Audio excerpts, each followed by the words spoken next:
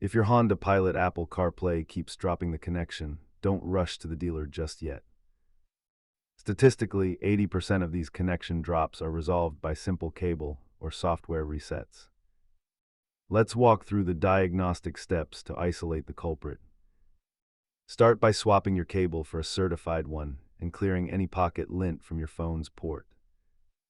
If that fails, consider common hardware points of failure like the center console USB port or outdated vehicle firmware. Your software settings might be the issue, so try forgetting the device and resetting your phone's network settings. Most fixes are DIY, but if the issue persists, you might be looking at a head unit or wiring harness repair. As you can see, the cost ramps up significantly if the problem is hardware-based rather than a simple cable issue. For advanced troubleshooting, test with a different phone or check for communication codes via an OBD-I scanner.